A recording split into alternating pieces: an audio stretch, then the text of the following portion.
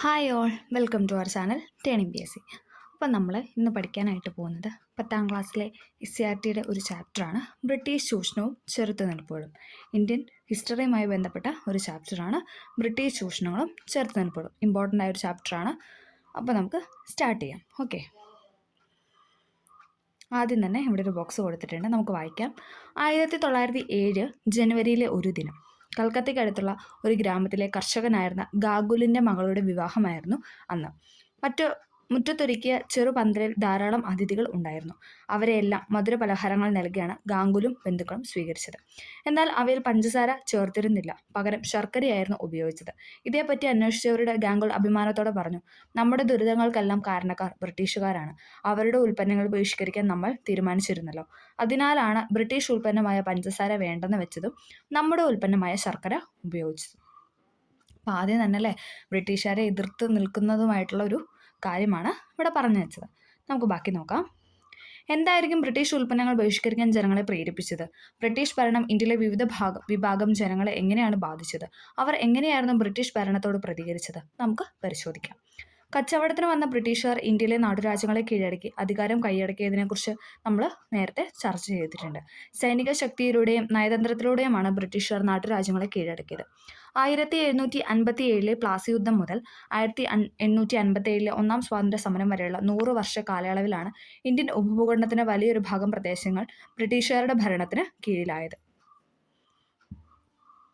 അപ്പം 1757 ഇതെന്ന് പറയുന്നത് പ്ലാസി യുദ്ധം, പിന്നെ ഒന്നാം സ്വാതന്ത്ര്യ സമരം അല്ലേ, നമുക്കറിയാം 1857. അപ്പോൾ ഈ 2 വർഷം ഒന്ന് പഠിക്കുക. പ്ലാസി യുദ്ധം നടന്ന വർഷം 1757, 100 വർഷത്തിന് ശേഷം എന്താണ് ഒന്നാം സ്വാതന്ത്ര്യ സമരവും നടന്നു. ഓക്കെ, ഇന്ത്യൻ ഉപഭൂഖണ്ഡത്തിൻ്റെ ഏകദേശം 63% ബ്രിട്ടീഷുകാരുടെ നേരിട്ടുള്ള നിയന്ത്രണത്തിന് കീഴിലായിരുന്നു. അപ്പോൾ 63% അല്ലേ, ഇന്ത്യയുടെ ഉപഭൂഖണ്ഡത്തിന് ഏകദേശം 63% എന്തായിരുന്നു? ബ്രിട്ടീഷ് നിയന്ത്രണത്തിന് കീഴിലായിരുന്നു. ശേഷിക്കുന്ന പ്രദേശങ്ങളിൽ ഭൂരിഭാഗം ബ്രിട്ടീഷുകാരുടെ നിയന്ത്രണത്തിലുള്ള നാട്ടുരാജാക്കന്മാരാണ് ഭരിച്ചിരുന്നത്. ബാക്കിയുള്ള ഭാഗമൊക്കെ എന്തായിരുന്നു? നാട്ടുരാജാക്കന്മാരായിരുന്നു ഭരിച്ചിരുന്നത്. അടുത്തൊരു പോയിന്റാണ് ബ്രിട്ടീഷ് നയങ്ങളുടെ പ്രത്യാഘാതങ്ങൾ. അപ്പോൾ അത്രയും ഇൻട്രൊഡക്ഷനാണ് നമുക്ക് തന്നത്. ഇനി നമുക്ക് ഓരോരോ പോയിന്റ്സ് ആയിട്ട് നോക്കാം. ബ്രിട്ടീഷ് നയങ്ങളുടെ പ്രത്യാഘാതങ്ങൾ. ബ്രിട്ടീഷ് ആധിപത്യത്തിൻ്റെ ദുരിതം ആദ്യം അനുഭവിച്ചതിൽ പ്രധാന വിഭാഗം കർഷകരായിരുന്നു. ബ്രിട്ടീഷുകാർ നടപ്പിലാക്കിയ ഭൂനികുതികളായിരുന്നു കർഷകരുടെ നട്ടെല്ലൊടിച്ചത്. പരമാവധി വരുമാനം ഉണ്ടാക്കുക എന്നതായിരുന്നു നികുതി ഇനത്തിൻ്റെ ലക്ഷ്യം. ബ്രിട്ടീഷ് ഭരണത്തിന് കീഴിലുള്ള വിവിധ പ്രദേശങ്ങളിൽ വ്യത്യസ്ത നികുതി സമ്പ്രദായങ്ങളാണ് നടപ്പിലാക്കിയത്. അല്ല, നമുക്കറിയാം ഓരോ സ്ഥലത്ത് ഓരോ തരത്തിലുള്ള നികുതി സമ്പ്രദായമായിരുന്നു ഉണ്ടായിരുന്നത്. ചുവടെ കൊടുത്തിട്ട് പട്ടിക നമുക്കൊന്ന് പരിശോധിക്കാം. ഇത് ഇമ്പോർട്ടൻ്റ് ആണ്, PYQ ആണ്. ഭൂനികുതി വ്യവസ്ഥ നടപ്പിലാക്കിയ പ്രദേശങ്ങളാണ് ഇന്ന് നമ്മൾ പറയുന്നത്. ശാശ്വത ഭൂനികുതി വ്യവസ്ഥ ബംഗാൾ, ബീഹാർ, ഒറീസ പ്രദേശങ്ങളാണ്. ഇത് കഴിഞ്ഞ എക്സാമിന് ചോദിച്ചാണ്. ഈ അടുത്ത് നടന്ന ഒരു എക്സാമിന് ഫസ്റ്റ് ക്വസ്റ്റ്യൻ ആയിട്ട് വന്ന ഒരു ക്വസ്റ്റ്യൻ ആയിരുന്നു ഇതെന്ന് പറയുന്നത്. എന്താണ് സ്റ്റേറ്റ്മെൻ്റ് ആയിട്ട് തന്നിരുന്നായിരുന്നു. അതായത് ബംഗാൾ, ബീഹാർ, ഒറീസ പ്രദേശങ്ങളിൽ നടത്തിയത് ശാശ്വത ഭൂനികുതി വ്യവസ്ഥ. ദക്ഷിണേന്ത്യൻ പ്രദേശങ്ങളിലായിരുന്നു റൈറ്റ് വാരി വ്യവസ്ഥ. ദക്ഷിണേന്ത്യൻ പ്രദേശങ്ങളിൽ റൈറ്റ് വാരി വ്യവസ്ഥ. വടക്കു പടിഞ്ഞാറൻ ഇന്ത്യയിലാണെങ്കിൽ മഹൽവാരി വ്യവസ്ഥയായിരുന്നു. വടക്കു പടിഞ്ഞാറൻ ഇന്ത്യയിൽ മഹൽവാരി വ്യവസ്ഥ. ഓക്കെ, ബംഗാൾ, ബീഹാർ, ഒറീസ പ്രദേശങ്ങളിലെ ശാശ്വത ഭൂനികുതി വ്യവസ്ഥ. ദക്ഷിണേന്ത്യൻ പ്രദേശങ്ങളിലെ റൈറ്റ് വാരി വ്യവസ്ഥ. വടക്കു പടിഞ്ഞാറൻ ഇന്ത്യയിലായിരുന്നു മഹൽവാരി വ്യവസ്ഥ. ഒന്നും കൂടെ പറയാം. ബംഗാൾ, ബീഹാർ, ഒറീസ പ്രദേശങ്ങളിലെ ശാശ്വത ഭൂനികുതി വ്യവസ്ഥ. ദക്ഷിണേന്ത്യൻ പ്രദേശങ്ങളിൽ റൈറ്റ് വാരി വ്യവസ്ഥ. വടക്കു പടിഞ്ഞാറൻ ഇന്ത്യയിലാണെങ്കിൽ മഹൽവാരി വ്യവസ്ഥ. ഓക്കെ, ശാശ്വത ഭൂനികുതി വ്യവസ്ഥയുടെ സവിശേഷതകളാണ് ഇനി നമ്മൾ പറയാനായിട്ട് പോകുന്നത്. ശാശ്വത ഭൂനികുതി വ്യവസ്ഥയിൽ ഒരു പ്രദേശത്തെ നികുതി പിരിച്ചെടുത്തിരുന്ന സെമീന്ദാർമാരായിരുന്നു. സ്റ്റേറ്റ്മെൻ്റ് ആണ്, അതുകൊണ്ട് നന്നായിട്ട് പഠിക്കുക. ശാശ്വത ഭൂനികുതി വ്യവസ്ഥയിൽ ഒരു പ്രദേശത്തെ നികുതി അല്ലേ, നമ്മൾ ആ നികുതി പിരിച്ചെടുക്കുന്നവരെന്താണ്? സെമീന്ദാർമാരായിരുന്നു എന്നാണ് പറയുന്നത്. നികുതി പിരിവിന് അധികാരമുണ്ടായിരുന്ന പ്രദേശത്തെ മുഴുവൻ ഭൂമിയുടെയും ഉടമസ്ഥൻ സെമീന്ദാർമാരായിരുന്നു. അപ്പോൾ ആ സെമീന്ദാറായിരുന്നു എന്തെന്ന് പറയുന്ന ആ നികുതി വാങ്ങിക്കുന്ന ആ ഒരു പ്രദേശത്തെ മൊത്തം ഉടമസ്ഥൻ എന്ന് പറയുന്നത്. സെമീന്ദാർമാർ ഭൂ ഉടമകളായതോടെ യഥാർത്ഥ കർഷകർ കുടിയാന്മാരായി അല്ലേ. അതായത് അവിടെ ജോലി ചെയ്യുന്ന കർഷകർ അല്ലെങ്കിൽ അവരുടെ ഭൂമിയിൽ അവർ കൃഷി ചെയ്ത പോലെ എന്താണ് അവരവിടെ ഉടമകൾ എന്ന് പറയുന്ന സെമീന്ദാർമാരും പിന്നെ കുടിയാന്മാരായിട്ട് മാറിയത് കർഷകരുമാണ്. വിളവിൻ്റെ 60% വരെ കർഷകർ നികുതിയായിട്ട് നൽകണമായിരുന്നു അല്ലേ. 100% വിളവെടുത്ത് അതിലെന്താണ് ഒരു 60% എന്ന് പറയുന്നത് എന്താണ്? അവർ സെമീന്ദാർമാർക്ക് നികുതിയായിട്ട് കൊടുക്കണമായിരുന്നു. വിളവ് മോശമായാലും നൽകണമായിരുന്നു. അതായത് വിളവ് ഇപ്രാവശ്യം നല്ല രീതിയിലില്ല, മോശമായെങ്കിൽ പോലും എന്താണ് അവർ ആ നികുതി നൽകണമായിരുന്നു. നിശ്ചിത തീയതിയിൽ നികുതി പണമായി നൽകണമായിരുന്നു. അതായത് മുൻകൂട്ടി ഒരു ഡേറ്റ് പറയും. അപ്പോൾ ആ ഒരു അതിനനുസരിച്ച് ആ കറക്റ്റ് ഡേറ്റിൽ എന്താണ് അവർ അത് നികുതി പണമായിട്ട് തന്നെ അല്ലേ ക്യാഷായിട്ട് തന്നെ കൊടുക്കണമായിരുന്നു. മുൻകാലങ്ങളിൽ ഉൽപ്പന്നങ്ങളാണ് കർഷകർ നികുതിയായിട്ട് നൽകിയിരുന്നത്. പക്ഷേ പിന്നീട് എന്താണ് സെമീന്ദാർമാർക്ക് പണമായിട്ട് തന്നെ നൽകണമെന്നൊരു വ്യവസ്ഥ വന്നു. ബ്രിട്ടീഷ് ഗവർണർ ജനറലായിരുന്ന കോൺവാലിസ് പ്രഭുവാണ് ഈ നിയമം നടപ്പിലാക്കിയത്. ദക്ഷിണേന്ത്യയിൽ നടപ്പിലാക്കിയ റൈറ്റുവാരി വ്യവസ്ഥയിൽ കർഷകരിൽ നിന്ന് നേരിട്ട് നികുതി പിരിക്കുന്ന രീതിയാണ് ഉണ്ടായിരുന്നത്. കർഷകരിൽ നിന്ന് എന്താണ് അവർ നേരിട്ടായിരുന്നു നികുതി പിരിച്ചുകൊണ്ടിരുന്നത്. ഇവിടെ എന്തായിരുന്നു ശാശ്വത ഭൂനികുതി വ്യവസ്ഥയിൽ എന്താണ് സെമീന്ദർമാരായിരുന്നു നികുതി പിരിച്ചുകൊണ്ടിരുന്നത്. ഓക്കെ. ഭൂമിയുടെ ഉടമസ്ഥാവകാശം കർഷകനായിരുന്നു. ഉടമസ്ഥാവകാശം കർഷകന് തന്നെയായിരുന്നു. എന്നാൽ അമിതമായ നികുതി നിരക്ക് കർഷകരെ ദരിദ്രരാക്കി. മാത്രമല്ല നികുതി നിരക്ക് ഇടയ്ക്കിടെ വർദ്ധിച്ചു വരുന്നു. മഹൽവാരി വ്യവസ്ഥയിലാകട്ടെ ഗ്രാമത്തലവന്മാരായിരുന്നു നികുതി പിരിച്ചെടുത്തത്. ഈ വ്യവസ്ഥയിലും നികുതി നിരക്ക് അമിതമായിരുന്നു. ഗ്രാമത്തെ മഹൽ എന്ന് പറഞ്ഞാൽ ഒരു മഹലിനെ ഒരു യൂണിറ്റ് ആയിട്ടാണ് കണക്കാക്കിയായിരുന്നു നികുതി പിരിച്ചെടുത്തത്. ശാശ്വത ഭൂനികുതി വ്യവസ്ഥ, റൈറ്റുവാരി, മഹൽവാരി എന്നീ നികുതി വ്യവസ്ഥകളുടെ പ്രത്യേകതകൾ കണ്ടെത്തി എഴുതാനാണ് പറഞ്ഞു വെച്ചിരിക്കുന്നത്. ഓക്കെ. ബ്രിട്ടീഷുകാർ നടപ്പിലാക്കിയ നികുതി നയങ്ങൾ കാർഷിക രംഗത്ത് വൻ പ്രത്യാഘാതങ്ങൾ ഉണ്ടാക്കി. ഉയർന്ന നികുതി നിശ്ചിത തീയതിയിൽ പണമായി അടയ്ക്കാൻ കഴിയാതെ വന്ന കർഷകർക്ക് പലപ്പോഴും കൊള്ള പലിശക്കാരിൽ നിന്നും പണം കടം വാങ്ങേണ്ടതായി വന്നു. കൃഷിയിടം പണയപ്പെടുത്തിയാണ് അവർ കടം വാങ്ങുന്നത്. ഉയർന്ന പലിശ നിരക്കായിരുന്നു കർഷകരിൽ നിന്ന് ഈടാക്കിയത്. അതിനാൽ കടവും പലിശയും അടയ്ക്കാൻ കഴിയാതെ വന്ന കർഷകരുടെ ഭൂമി കൊള്ള പലിശക്കാർ കൈയടക്കി. കൃഷിയുടെ വാണിജ്യവൽക്കരണം. ഇന്ത്യയിലെ കർഷകർ പരമ്പരാഗതമായി കൃഷി ചെയ്തിരുന്ന കുടുംബത്തിൻ്റെയും ഗ്രാമത്തിൻ്റെയും ആവശ്യത്തിന് വേണ്ടിയായിരുന്നു.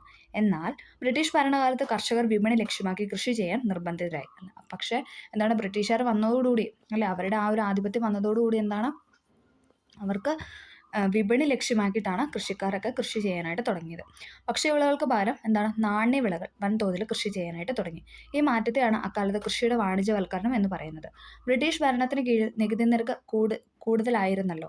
മാത്രമല്ല നികുതി പണമായി നിശ്ചയിക്കപ്പെട്ട തീയതിയിൽ തന്നെ നൽകണമായിരുന്നു. ഈ സാഹചര്യം നേരിടാൻ വേണ്ടിയായിരുന്നു കർഷകർ വിപണിയിൽ കൂടുതൽ വില ലഭിക്കുന്ന ഉൽപ്പന്നങ്ങൾ കൃഷി ചെയ്തത് അല്ലേ. അവരെങ്ങനെയല്ല അതിൽ നിന്ന് രക്ഷപ്പെടാൻ ആ നികുതി കൊടുത്ത് അതിൽ നിന്ന് രക്ഷപ്പെടാൻ വേണ്ടിയിട്ടായിരുന്നു എന്തെന്ന് പറയുന്നത് കൂടുതൽ ആയിട്ടും നാണ്യവിളകൾ കൃഷി ചെയ്തത്. യൂറോപ്യൻ രാജ്യങ്ങൾക്ക് ആവശ്യമായ ഉൽപ്പന്നങ്ങൾക്കായിരുന്നു വിപണിയിൽ ഉയർന്ന വില ലഭിച്ചത്. അങ്ങനെ ഇന്ത്യൻ കൃഷിയിടങ്ങൾ യൂറോപ്യർക്കായിട്ട് കൃഷി ചെയ്യാനായിട്ട് സ്റ്റാർട്ട് ചെയ്തു. അക്കാലത്ത് വ്യാപകമായി കൃഷി ചെയ്ത വിളകൾ എന്തെല്ലാമാണെന്ന് ഇവിടെ കൊടുത്തിരിക്കുന്നത്. ബംഗാൾ, ബീഹാർ പ്രദേശങ്ങളിൽ നീലമായിരുന്നു കൃഷി ചെയ്തുകൊണ്ടിരുന്നത്. നീലമായിരുന്നു കൃഷി ചെയ്ത്. മഹാരാഷ്ട്ര, പഞ്ചാബ് കേന്ദ്രീകരിച്ച് പരുത്തിയായിരുന്നു വിള എന്ന് പറയുന്നത്. മഹാരാഷ്ട്ര, പഞ്ചാബിൽ പരുത്തി. ഉത്തർപ്രദേശിൽ കരിമ്പ്. അസം, കേരളം ഒക്കെ നമുക്ക് കണക്ട് ചെയ്യാമല്ലേ. തേയില. കേരളം എന്ന് പറയുമ്പോൾ നമുക്ക് തേയില. ഇനി ബംഗാളിൽ ചണം, പഞ്ചാബിൽ ഗോതമ്പ്. ഓക്കെ. പഞ്ചാബിൽ പരുത്തി ഉണ്ട്, അതോടൊപ്പം ഗോതമ്പുണ്ട്. നീലമാണെങ്കിൽ ബംഗാളിലും ബീഹാറിലും. ഇനി ബംഗാളിൽ ചണം ഉണ്ടായിരുന്നു. പിന്നെ അസം, കേരളമാണ് തേയില. ഉത്തർപ്രദേശിൽ കരിമ്പ്. മഹാരാഷ്ട്ര, പഞ്ചാബിൽ പരുത്തി. ഓക്കെ. ഇത്രയും കാര്യങ്ങൾ പഠിക്കാം. ഓക്കെ. നീലം കർഷകരുടെ കലാപം. ഇനി നമ്മൾ ഓരോരോ കലാപങ്ങളൊക്കെ നമുക്ക് നോക്കാം. നീലത്തിന് ബ്രിട്ടീഷ് ഭരണകാലത്ത് അക്കാലത്ത് വിപണിയിൽ ഉയർന്ന വില ലഭിച്ചിരുന്നു. തുണികൾക്ക് നിറം നൽകാനായിരുന്നു നീലം ഉപയോഗിച്ചിരുന്നത്. ഇന്നത്തെ പോലെ കൃത്രിമ ചായങ്ങൾ അന്ന് ഇല്ലായിരുന്നു. 18-ാം നൂറ്റാണ്ടിൽ ഇംഗ്ലണ്ടിലുണ്ടായ വ്യവസായ വിപ്ലവം തുണി നിർമ്മാണ രംഗത്ത് വലിയ കുതിച്ചുചാട്ടമുണ്ടായി. അതോടെ നീലത്തിൻ്റെ ആവശ്യം വർദ്ധിച്ചു. ഇന്ത്യയിലെ നീലം കൃഷി വ്യാപകമാക്കേണ്ടത് ബ്രിട്ടീഷ് വ്യവസായങ്ങളുടെ ആവശ്യമായിരുന്നു. കർഷകർക്ക് വൻ തുക മുൻകൂറായി നൽകി അവരെക്കൊണ്ട് നീലം കൃഷി ചെയ്യിപ്പിച്ചു. ഉയർന്ന ഭൂനികുതി അടയ്ക്കാൻ കഴിയാതെ വിഷമിച്ച കർഷകർ കമ്പനി ഉടമകളുടെ പ്രലോഭത്തിന് വഴങ്ങി നീലം വ്യാപകമായിട്ട് കൃഷി ചെയ്തു. ബ്രിട്ടീഷുകാരിൽ നിന്നും പണം മുൻകൂറായി കപ്പറ്റിയ ഓരോ കർഷകനും തന്റെ കൃഷിയിടത്തിന്റെ നിശ്ചിത ഭാഗത്ത് നീലം കൃഷി ചെയ്യണമെന്നായിരുന്നു നിബന്ധന. മാത്രമല്ല കൃഷിയിടത്തിന്റെ ഏറ്റവും ഫലഭൂഷ്ടമായ ഭാഗത്തായിരുന്നു നീലം കൃഷി ഇറക്കേണ്ടത്. അതായത് നല്ല ഫലഭൂഷ്ടമായി കിട്ടുന്ന ആ ഒരു ഭാഗത്തായിരുന്നു എന്ന് പറഞ്ഞാൽ നീലം കൃഷി ഇറക്കേണ്ടത്. അതിനാൽ ഭക്ഷ്യധാന്യങ്ങൾ കൃഷി ചെയ്യുന്ന സ്ഥലങ്ങളിൽ നീലം കൃഷി ചെയ്യേണ്ടതായിട്ട് വന്നു. വിളവെടുപ്പ് കാലത്താകട്ടെ ബ്രിട്ടീഷ് ഏജന്റുമാരുടെ ഇടപെടൽ കാരണം നീലത്തിന് കുറഞ്ഞ വില മാത്രമേ ലഭിച്ചുള്ളൂ അല്ലേ. അവരവിടെയും ഓരോരോ മായം കാണിച്ചല്ലേ അങ്ങനെ വില കുറച്ച് മേടിച്ചു. പിൽക്കാലത്ത് കൃത്രിമ ചായങ്ങളുടെ കണ്ടെത്തലോടെ തുണികൾക്ക് നിറം നൽകാൻ നീലം ആവശ്യം ഇല്ലാതെയായി. ഇതോടെ കൃഷിഭൂമിയുടെ ഭൂരിഭാഗവും നീലം കൃഷിക്ക് മാറ്റിവെച്ച കർഷകന്റെ അവസ്ഥ കൂടുതൽ ദുരിതത്തിലായി. അവർ വന്നു, അവർ പറഞ്ഞ കാര്യങ്ങൾ ചെയ്തു, പിന്നെ എന്താണ് അതിന് വില കുറഞ്ഞു. അങ്ങനെ അവർ ഭക്ഷ്യാവശ്യങ്ങൾക്ക് കൃഷി ചെയ്തുകൊണ്ടിരുന്ന സ്ഥലത്ത് നീലം കൃഷിയാക്കി കൂടുതൽ ഫലഭൂഷ്ടമായ മണ്ണിലും അതുകൊണ്ട് കൃഷി ചെയ്തു. ദെൻ അത് കഴിഞ്ഞിട്ട് എന്താണ് അതിന് വില കുറഞ്ഞു. പിന്നെ പുതിയ തരത്തിലുള്ള പല കളറിൻ്റെ ഇത് വന്നതോടുകൂടി എന്താണ് ആ ഒരു നീലം കൃഷി ഇല്ലാതായി. അവരുടെ ജീവിതം എന്താണ് ദുരിതത്തിലായി. 1859 ബംഗാളിൽ കർഷകർ സംഘടിച്ച് നീലം കൃഷി ഉപയോഗിക്കുകയാണെന്ന് പ്രഖ്യാപിച്ചു. ഉപേക്ഷിക്കുകയാണെന്ന് പ്രഖ്യാപിച്ചു. അമ്പും വില്ലും വാളും കുന്തവുമായി അവർ നീലം ഫാക്ടറികൾ ആക്രമിച്ചു. നിരവധി സ്ത്രീകളും കലാപത്തിൽ പങ്കാളികളായി. ബ്രിട്ടീഷുകാരെ പിന്തുണച്ചവരെയും അവർക്ക് വേണ്ടി ജോലി ചെയ്തവരെയും കലാപകാരികൾ ബഹിഷ്കരിച്ചു. ഗ്രാമങ്ങളിൽ ബ്രിട്ടീഷുകാർക്കെതിരെ ആരംഭിച്ച കലാപത്തെപ്പറ്റി അറിഞ്ഞ കൊൽക്കത്തയിൽ നിന്ന് നിരവധി വിദ്യാസമ്പന്നർ കലാപ പ്രദേശങ്ങളിലെത്തി കർഷകർക്ക് പിന്തുണ നൽകി. ഇതേ തുടർന്ന് നീലം കർഷകരുടെ പ്രശ്നങ്ങൾ പഠിക്കാൻ ബ്രിട്ടീഷ് ഭരണാധികാരികൾ ഒരു കമ്മീഷനെ നിയമിച്ചു. ലാഭകരമല്ലാത്തതിന് നീലം കൃഷി അവസാനിപ്പിക്കണമെന്ന് കമ്മീഷൻ നിർദ്ദേശിച്ചു. ഓക്കെ, ഇത്രയാണ് നീലം കലാപവുമായി ബന്ധപ്പെട്ട് പറയാനുള്ളത്. ഇനി കർഷക കലാപങ്ങൾ കേരളത്തിൽ. ഇനി കേരളത്തിലെ കുറച്ച് കലാപങ്ങളാണ് പറയുന്നത്. ബ്രിട്ടീഷ് അധീനതയിലായിരുന്ന മലബാറും കലാപങ്ങൾക്ക് സാക്ഷ്യം വഹിച്ചു. അല്ലേ, ബ്രിട്ടീഷ് എന്തായിരുന്നു, മലബാറിൻ്റെ കയ്യിലായിരുന്നു, ബ്രിട്ടീഷുകാരുടെ കയ്യിലായിരുന്നു മലബാർ എന്ന് പറയുന്ന പ്രദേശം. ഓക്കെ, ജന്മിമാരുടെയും ബ്രിട്ടീഷുകാരുടെയും ചൂഷണവും അടിച്ചമർത്തലുമാണ് കലാപത്തിന് നയിച്ചത്. ജന്മിമാരെയാണ് ഭൂ ഉടമകളായി ബ്രിട്ടീഷുകാർ കണക്കാക്കിയത്. ബ്രിട്ടീഷുകാരുടെ പിന്തുണയോടെ ജന്മിമാർ നടത്തിയ കുടിയൊഴിപ്പിക്കൽ അടക്കമുള്ള ദ്രോഹ നടപടികൾക്കെതിരെയാണ് കലാപം നടന്നത്. ഭൂ ഉടമകളായിരുന്ന ജന്മിമാരിൽ നിന്നും സ്ഥലം പാട്ടത്തിനെടുത്ത് കൃഷി ചെയ്ത പാട്ടക്കുടിയാന്മാരായിരുന്നു തെക്കേ മലബാറിലെ കർഷകർ എന്ന് പറയുന്നത്. എന്താണ്, ഭൂ ഉടമകളായിരുന്ന ജന്മിമാർ, ഭൂ ഉടമകളെ നമ്മൾ ജന്മിമാരെന്നാണ് പറയുന്നത് കേരളത്തിൽ. ഓക്കെ, അവിടെ നിന്നും സ്ഥലം എന്താണ്, പാട്ടത്തിനടുത്ത് കൃഷി ചെയ്ത പാട്ടക്കുടിയാന്മാരായിരുന്നു ആരെന്ന് പറയുന്നത് തെക്കേ മലബാറിലെ കർഷകർ എന്ന് പറയുന്നത്. ഇവരിൽ ഭൂരിഭാഗവും മാപ്പിളമാരായിരുന്നു, അല്ലെ, മുസ്ലിംസ് ആയിരുന്നു. മലബാറിലെ മുസ്ലിങ്ങളാണ് മാപ്പിളമാർ എന്നറിയപ്പെടുന്നത്. അതുകൊണ്ട് 19-ാം നൂറ്റാണ്ടിലുണ്ടായ ഈ കലാപങ്ങൾ മാപ്പിള കലാപങ്ങൾ എന്നറിയപ്പെടുന്നു. ഓക്കെ, അപ്പം 19-ാം നൂറ്റാണ്ടിലുണ്ടായ കലാപത്തിന് നമ്മൾ മാപ്പിള കലാപം എന്ന് പറയുന്നു. 22ഓളം കലാപങ്ങൾ മലബാറിൽ ഉണ്ടായി. ഈ കലാപങ്ങളെ അടിച്ചമർത്താൻ വേണ്ടി മലബാർ സ്പെഷ്യൽ പോലീസാണ് MSP, മലബാർ സ്പെഷ്യൽ പോലീസ് എന്നൊരു പേരിൽ ഒരു പ്രത്യേക വിഭാഗം പോലീസ് സേനയെ രൂപീകരിച്ചു. തുടർച്ചയായ കലാപങ്ങളെപ്പറ്റി പഠിക്കാൻ ബ്രിട്ടീഷ് ഗവൺമെൻറ് വില്യം ലോഗൻ കമ്മീഷനെ നിയമിച്ചു. അപ്പോൾ മാപ്പിള കലാപങ്ങളെപ്പറ്റി പഠിക്കാൻ, അല്ലെങ്കിൽ ആ മലബാറിലെ കലാപങ്ങളെപ്പറ്റി പഠിക്കാൻ നിയമിച്ച കമ്മീഷൻ ആരെന്ന് പറയുന്നത് വില്യം ലോഗൻ കമ്മീഷൻ. ബ്രിട്ടീഷുകാരുടെ തെറ്റായ നികുതി നയമാണ് കലാപത്തിന് കാരണമെന്നാണ് വില്യം ലോഗൻ കമ്മീഷൻ ചൂണ്ടിക്കാണിച്ചത്. ബ്രിട്ടീഷുകാരുടെ തെറ്റായ നികുതി നയമാണ് ഇതെന്ന് പറയുന്നത് ഈ മലബാർ കലാപത്തിന് കാരണമെന്ന് കമ്മീഷൻ ചൂണ്ടിക്കാണിച്ചു. ഇനി ഇതിനിടയ്ക്ക് ഒരു കുട്ടി ബോക്സ് കൊടുത്തിട്ടുണ്ട്, നമുക്ക് അതും കൂടെ ഒന്ന് നോക്കാം. കനോലി എന്ന് പറഞ്ഞിട്ടാണ് ബോക്സ്. മാപ്പിള കലാപകാലത്ത് അന്നത്തെ മലബാർ മജിസ്ട്രേറ്റ് ആയിരുന്നു കനോലിയെ കോഴിക്കോട് വെസ്റ്റ് ഹില്ലിനുള്ള അദ്ദേഹത്തിൻ്റെ വസതിയിൽ വെച്ച് കലാപകാരികൾ കൊലപ്പെടുത്തുകയാണ്. അല്ലേ, നമ്മൾ പറഞ്ഞ മാപ്പിള കലാപങ്ങൾ അല്ലേ വൻ തോതിൽ എന്താണ് അത് ഇതായി ഒരു വിപ്ലവം അല്ലെങ്കിൽ ഒരു കലാപമായിട്ട് മാറി. അപ്പോൾ ആ സമയത്ത് മലബാറിലെ മജിസ്ട്രേറ്റ് ആയിരുന്നു ആരെന്ന് പറയുന്നത് കനോലി എന്ന് പറയുന്ന കോഴിക്കോട് വെസ്റ്റ് ഹില്ലിലുള്ള അദ്ദേഹത്തിൻ്റെ വീട്ടിൽ ചെന്ന്, അല്ലെ വസതിയിൽ ചെന്ന് കലാപകാരികൾ എന്താണ് കൊലപ്പെടുത്തുകയാണ് ഉണ്ടായത്. അടുത്തൊരു കാര്യമാണ് കാടുകൾ കലാപ ഭൂമിയാവുന്നു. നമുക്ക് നോക്കാം. ബംഗാൾ, ജാർഖണ്ഡ്, ബീഹാർ സംസ്ഥാനങ്ങളിലായി പരന്നു കിടക്കുന്ന രാജ്മഹൽ കുന്നുകളുടെ താഴ്വരയിൽ ജീവിച്ചു വന്ന ഗോത്ര ജനതയായിരുന്നു സാന്താൾമാർ. ഇമ്പോർട്ടൻ്റ് ആണ് ഈ സാന്താൾ കലാപം എന്ന് പറയുന്നത്. ബംഗാൾ, ജാർഖണ്ഡ്, ബീഹാർ സംസ്ഥാനങ്ങളിലായി പരന്നു കിടക്കുന്ന രാജ്മഹൽ കുന്നുകളുടെ താഴ്വരയിൽ ജീവിച്ചു വന്ന ഗോത്ര ജനതയായിരുന്നു സാന്താൾമാർ. വനവിഭവങ്ങൾ ശേഖരിച്ചും കൃഷി ചെയ്തും പ്രകൃതിയോട് ഇണങ്ങി ജീവിച്ചു പോകുന്നവരായിരുന്നു ആരെന്ന് പറയുന്നത് സാന്താൾമാർ. കരുത്തരും അധ്വാനശീലരും തനതായ സംസ്കാരമുള്ളവരായിരുന്നു ഈ സാന്താൾമാർ എന്ന് പറയുന്നത്. ബ്രിട്ടീഷ് ആധിപത്യം സ്ഥാപിക്കപ്പെട്ടതോടെ സാന്താൾ ജനതയുടെ ജീവിതത്തിന് താളം നഷ്ടമായി. സെമീന്ദർമാരും കൊള്ളപ്പലിശക്കാരും അവരുടെ ഭൂമി കൈയടക്കി. റെയിൽവേ നിർമ്മാണത്തിനു വേണ്ടി സാന്താൾ ജനതയെ അടിമകളെ പോലെ ബ്രിട്ടീഷ് ഉദ്യോഗസ്ഥർ ജോലി ചെയ്യിച്ചു. ജീവിതം ഗതിമുട്ടിയ സാന്താൾ ജനത നേതാക്കന്മാരായ സിദ്ധുവിൻ്റെയും കാനുവിൻ്റെയും നേതൃത്വത്തിൽ ആയുധമെടുത്തു. അപ്പം സാന്താളിൻ്റെ നേതാക്കന്മാരാണ് ചോദിച്ചിട്ടുണ്ട്. സാന്താളിൻ്റെ നേതാക്കന്മാരാണ് അതെന്ന് പറഞ്ഞാൽ സിദ്ധുവും കാനുവുമായി ബന്ധപ്പെട്ട കലാപം എന്ന് പറഞ്ഞിട്ട് ഇങ്ങനെ ചേരുമ്പടി ചേർക്കാനും വന്നിട്ടുണ്ട്. അതെന്ന് പറയുന്നത് സാന്താൾ കലാപമാണ്. ഓക്കെ, രാജ്മഹൽ കുന്നുകളായിരുന്നു അവരുടെ വേദി എന്ന് പറയുന്നത്. അതും ചോദിച്ചിട്ടുണ്ട്. രാജ്മഹൽ കുന്നിലാണ് ആരെന്ന് പറയുന്നത് സിദ്ധുവും കാനുവും. ഓക്കെ, രാജ്മഹൽ കുന്നുകൾ ബ്രിട്ടീഷ് ചൂഷണക്കാർക്കെതിരായ പോരാട്ട വേദിയായി. ഗോത്ര ജനതയുടെ പോരാട്ട വീര്യത്തിന് മുന്നിൽ ബ്രിട്ടീഷുകാർ പകച്ചു നിന്നു. എന്നാൽ ദീർഘകാലം പിടിച്ചു നിൽക്കാൻ സാന്താൾ ജനതയ്ക്ക് കഴിഞ്ഞില്ല. ആയിരക്കണക്കിന് സാന്താളുകൾ പോരാട്ടത്തിൽ മരിച്ചു വീഴുകയാണ് ഉണ്ടായത്. 1855 ബ്രിട്ടീഷുകാർക്കെതിരെ സാന്താൾ ജനത നടത്തിയ ചെറുത്തുനിൽപ്പിൻ്റെ വിവരണമാണ് മുകളിൽ നൽകിയിട്ടുള്ളത്. ഗോത്ര ജനതയും ബ്രിട്ടീഷ് ഭരണത്തിൻ്റെ ദുരിതങ്ങൾ അനുഭവിച്ചിരുന്നു. വനം, അതായത് ആ ഒരു വിഭാഗത്തിൽപ്പെട്ടവരും, അതായത് മൊത്തം അല്ലെ ഇന്ത്യയിലുണ്ടായിരുന്ന സകലമാന ആൾക്കാരും എന്താണ് ഈ ബ്രിട്ടീഷുകാരുടെ ചൂഷണത്തിന് വിധേയരായിക്കൊണ്ടിരുന്നു. ഓക്കെ, വനവിഭവങ്ങൾ ശേഖരിക്കൽ, കന്നുകാലി വളർത്തൽ, പുനം കൃഷി, വേട്ടയാടൽ എന്നിവയായിരുന്നു ഗോത്ര ജനതയുടെ ജീവിതോപാധികൾ. അതും ചോദിച്ചിട്ടുണ്ട്. പുനം കൃഷി എന്നൊക്കെ പറയുന്ന സാന്താൾ അവരുടെ ഒരു അല്ലെങ്കിൽ ഗോത്രവർഗത്തിൻ്റെ ജീവിതോപാധി മാർഗമായിരുന്നു. ഓക്കെ, ബ്രിട്ടീഷുകാർ നടപ്പിലാക്കിയ വനനിയമങ്ങൾ ഗോത്ര ജീവിതത്തെ ദുരിതപൂരിതമാക്കി. വനങ്ങളെ സംരക്ഷിത പ്രദേശങ്ങളെ പ്രഖ്യാപിച്ചതോടെ വനത്തിലെ പ്രവേശനം നിഷേധിച്ചു. അല്ലെ, അവരുടെ ഗോത്ര ജനത എന്ന് പറയുമ്പോൾ തന്നെ നമുക്കറിയാം അവർ കൂടുതലും അല്ലെ വനങ്ങളിലൊക്കെയാണ് വസിക്കുന്നത്. അപ്പോൾ അവരുടെ വനനിയമങ്ങൾ ഗോത്ര ജീവിതത്തെ ദുരിതമാക്കുകയാണ്. വനനിയമങ്ങൾ കൊണ്ടുവന്നതോടുകൂടി എന്താണ് അവരുടെ ജീവിതം ദുരിതപൂർണ്ണമാക്കി. ഓക്കെ. ബ്രിട്ടീഷുകാർക്ക് ആവശ്യമായ മരങ്ങൾ ലഭ്യമായ വനങ്ങളായിരുന്നു സംരക്ഷിത വനം, അല്ലേ? അവർക്ക് വേണ്ട മരങ്ങളുള്ള വനങ്ങളായിരുന്നു അവർ സംരക്ഷിത വനങ്ങളായിട്ട് പ്രഖ്യാപിച്ചത്. അപ്പോൾ അവിടുന്ന് എന്താണ് അവിടുത്തെ വിഭാഗം ആൾക്കാർ ഇവിടുന്ന് മാറിപ്പോവേണ്ടതായിട്ട് വന്നു. കപ്പൽ നിർമ്മാണം, റെയിൽപാത നിർമ്മാണം തുടങ്ങിയ ആവശ്യങ്ങൾക്കായി വനങ്ങളിൽ നിന്ന് ബ്രിട്ടീഷുകാർ മരങ്ങൾ ധാരാളമായി മുറിച്ചിരുന്നു. തോട്ടം വ്യവസായങ്ങൾ ആരംഭിക്കാൻ വേണ്ടി വനങ്ങൾ വ്യാപകമായി നശിപ്പിച്ചു. ഗോത്രജനത ശേഖരിച്ചു വരുന്ന വനവിഭവങ്ങളുടെ മേൽ ബ്രിട്ടീഷുകാർ ഉയർന്ന നികുതി ചുമത്തി. ഗോത്രജനത ശേഖരിച്ചിരുന്ന വനവിഭവങ്ങൾ, അല്ലേ? വനത്തിനകത്ത് ഒരുപാട് പലതരത്തിലുള്ള വിഭവങ്ങളുണ്ടല്ലേ? എന്താ ഫ്രൂട്ട്സ് ആയാലും അതേപോലെ തന്നെ വെജ് അങ്ങനെയുള്ള പല കാര്യങ്ങളുണ്ടല്ലോ. അപ്പോൾ അതെല്ലാം എന്താണ് ബ്രിട്ടീഷുകാർ ഉയർന്ന നികുതി ചുമത്തി തുടങ്ങി. ഈ സാഹചര്യത്തിലാണ് വിവിധ ഗോത്ര വിഭാഗങ്ങൾ ബ്രിട്ടീഷുകാർക്കെതിരെ കലാപം നടത്തിയത്. ഓക്കെ. ഇനി നമ്മൾ അടുത്ത കലാപത്തിലോട്ട് പോവുകയാണ്. അതാണ് കുറിച്യർ കലാപം. കുറിച്യർ കലാപം എപ്പോഴും ചോദിക്കുന്നതാണ് കുറിച്യർ കലാപം. ഇതിനകത്തുള്ള ഒരു കലാപവും നമുക്ക് വിട്ടുകളയാനായിട്ട് പറ്റത്തില്ല. SRT ഉള്ളതുകൊണ്ട് തന്നെ നമുക്ക് ഒട്ടും പഠിക്കാതിരിക്കാൻ പറ്റത്തില്ല. അപ്പോൾ എല്ലാ കലാപങ്ങളും പഠിക്കണം. അതിൻ്റെ വർഷവും കാര്യങ്ങളും അതിനുള്ളിലെ കണ്ടൻറ്റും അതിനകത്ത് നേതാക്കളുമാണ് ഇമ്പോർട്ടൻ്റ് ആയിട്ട് ചോദിക്കുന്നത്. ഓക്കെ. അടുത്തത് നമ്മൾ പറയുന്നത് കുറിച്യർ കലാപമാണ്. ബ്രിട്ടീഷുകാരുടെ ചൂഷണത്തിനെതിരെ നടന്നൊരു മറ്റൊരു ഗോത്ര കലാപമാണ് വയനാട്ടിലെ കുറിച്യർ കലാപം. ഇതും എന്താണ് ഒരു ഗോത്ര കലാപമാണ്. വയനാട്ടിലെ ഗോത്ര ജനതയെ കുറിച്യരും കുറുമ്പരുമാണ് കലാപം നടത്തിയത്. അതായത് വയനാട്ടിലെ ഗോത്ര ജനതയായിരുന്നു എന്ന് പറഞ്ഞാൽ കുറിച്യരും ഉണ്ടായിരുന്നു, കുറുമ്പരും ഉണ്ടായിരുന്നു. അപ്പോൾ അവർ നടത്തിയ കലാപമാണ് കുറിച്യർ കലാപം. വർഷം ചോദിച്ചിട്ടുണ്ട് 1812. 1812 നടന്ന ഈ കലാപത്തിന് കാരണങ്ങളാണ് നമ്മളിനി പറയാൻ പോകുന്നത്. അപ്പം കുറിച്യർ കലാപം 1812. ബ്രിട്ടീഷുകാർ അധിക നികുതി ചുമത്തി. നികുതി പണമായി അടയ്ക്കാൻ നിർബന്ധിച്ചു.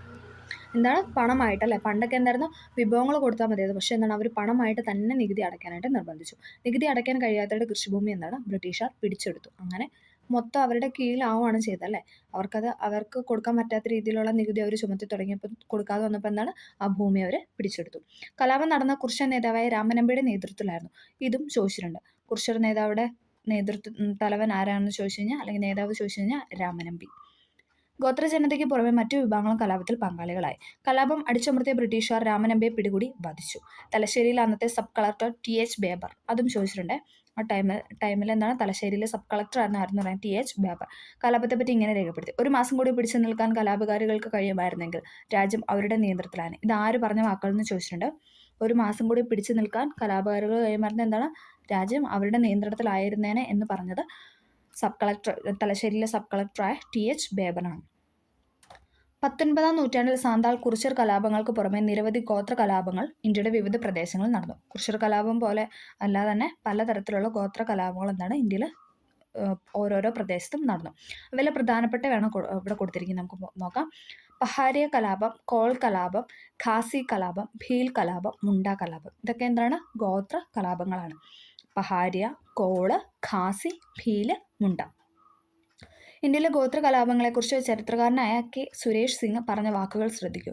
കർഷകർ ഉൾപ്പെടെയുള്ള ഏത് ജനവിഭാഗങ്ങളെക്കാളും തീവ്രവും നിരന്തരവും ആക്രമണോത്സുകവുമായ ബ്രിട്ടീഷുകാരുടെ വിരുദ്ധ ശ്രമങ്ങളായിരുന്നു നിരക്ഷരരായ ഗോത്രജനത നടത്തിയത്. അതായത് ഗോത്രജനത നടത്തിയ ആ ഒരു കലാപങ്ങളെക്കുറിച്ചാണ് K. സുരേഷ് സിംഗ് എന്ന് പറഞ്ഞ വ്യക്തി പറഞ്ഞു വെച്ചത്. കർഷകർ ഉൾപ്പെടെയുള്ള ഏത് ജനവിഭാഗങ്ങളെക്കാളും തീവ്രവും നിരന്തരവും ആക്രമണോത്സുകവുമായ ബ്രിട്ടീഷ് വിരുദ്ധ സമരങ്ങളായിരുന്നു നിരക്ഷരരായ ഗോത്രജനത നടത്തിയത്.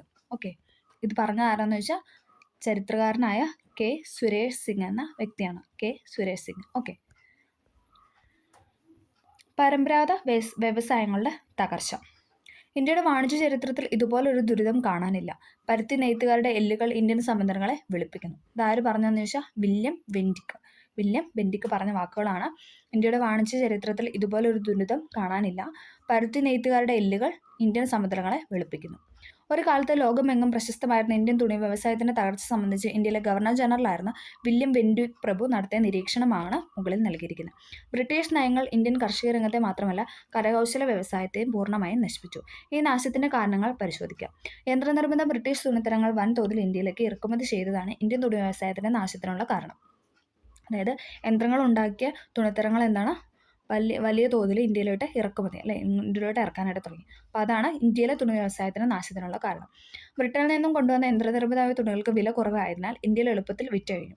റെയിൽവേ വ്യാപകമായതും ഇന്ത്യൻ തുണി വ്യവസായത്തിന് തകർച്ചയ്ക്ക് കാരണമായി. ഇന്ത്യയിലെ തുറമുഖ നഗരങ്ങളിൽ എത്തുന്ന തുണിത്തരങ്ങൾ വിദൂര ഗ്രാമങ്ങളിലേക്ക് എത്തിക്കാനും ഗ്രാമങ്ങളിലെ പരുത്തി ശേഖരിച്ച് തുറമുഖങ്ങളിലൂടെ ബ്രിട്ടനിൽ എത്തിക്കാനും റെയിൽവേയുടെ വ്യാപാരം ബ്രിട്ടീഷുകാരെ സഹായിച്ചു. അതായത് നമ്മുടെ ഇന്ത്യയിൽ ഉണ്ടാക്കുന്ന പരുത്തി അതെല്ലാം ശേഖരിച്ചെന്നാണ് അങ്ങോട്ട് ബ്രിട്ടനിലോട്ട് കൊണ്ടുപോവാണ് ചെയ്തത്. എന്നിട്ട് അവർ ഇങ്ങോട്ട് കൊണ്ടുവന്ന് യന്ത്രനിർമ്മിത തുണിത്തരങ്ങൾ വില കുറച്ച് ഇവിടെ വിറ്റു അല്ലേ.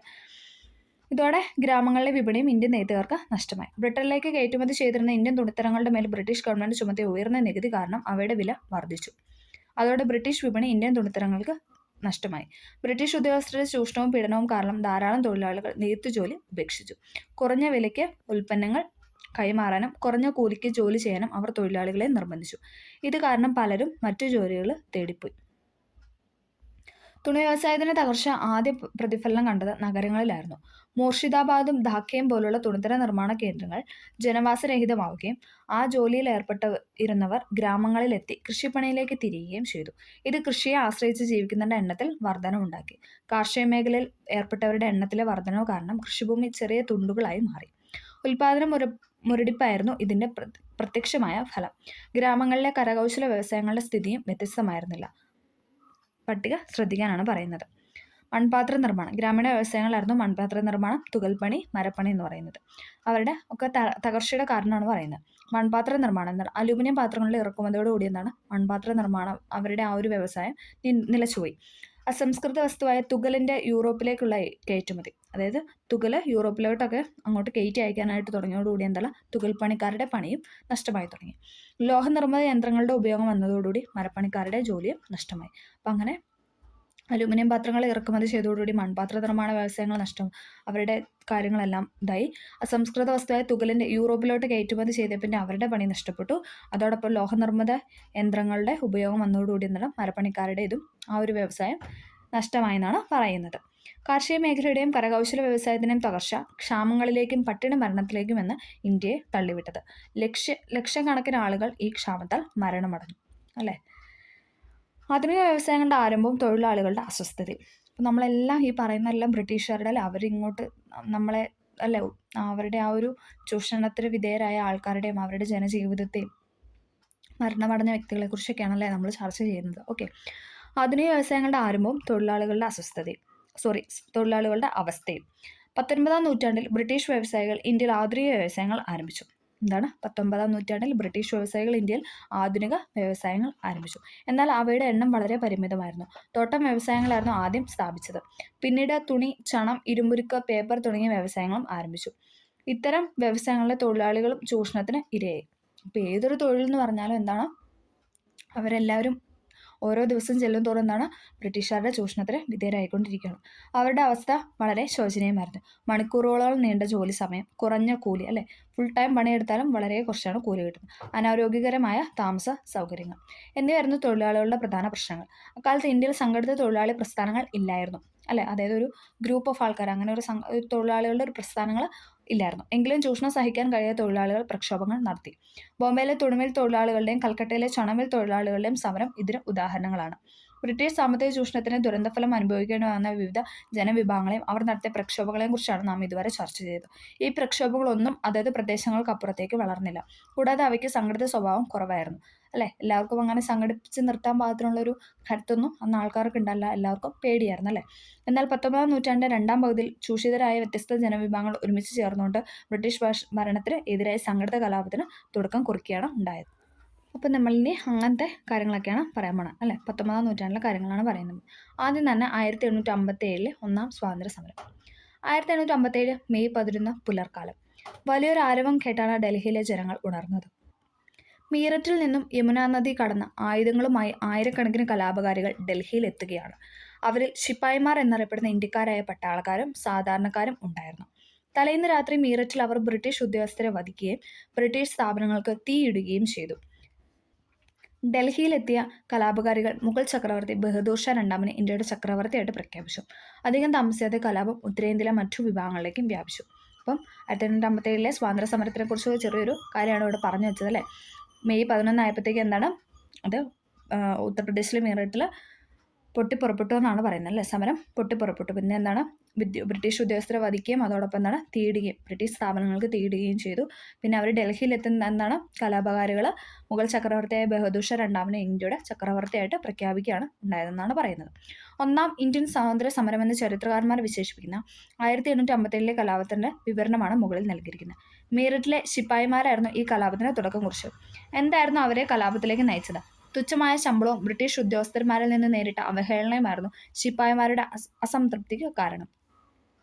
സൈനികർക്ക് പുതുതായി നൽകിയ എൻഫീൽഡ് തോക്കുകളിൽ ഉപയോഗിക്കുന്ന തിരകളിൽ പശുവിൻ്റെയും പന്നിയുടെയും കൊഴുപ്പാണ് ഉപയോഗിക്കുന്നതെന്ന പ്രചാരണം അവരെ പ്രകോപിപ്പിച്ചു.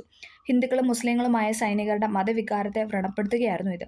പുതിയ തിരകൾ ഉപയോഗിക്കാൻ വിസമ്മതിച്ച ശിപ്പായിമാരെ ബ്രിട്ടീഷ് മേധാവികൾ ശിക്ഷിച്ചു.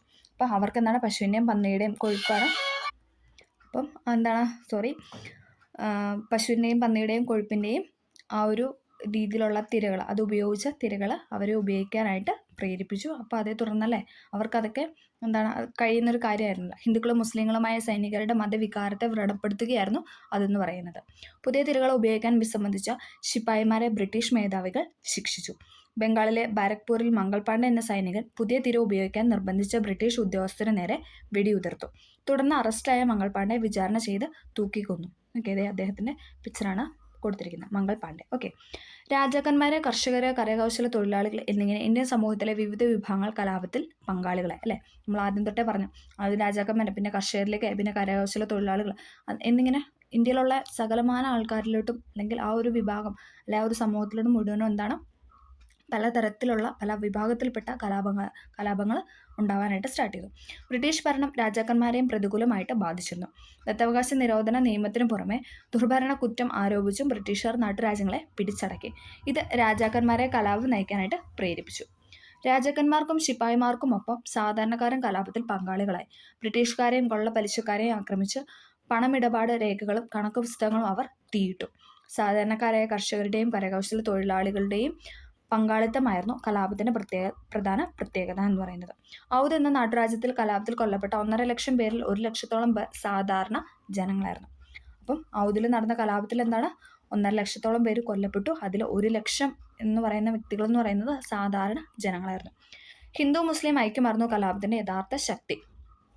എന്തായിരുന്നു, ഹിന്ദുക്കളും മുസ്ലിങ്ങളും എന്താണ് ഒരുപോലെ നിന്നല്ലേ കലാപത്തിൽ ഏർപ്പെട്ടു.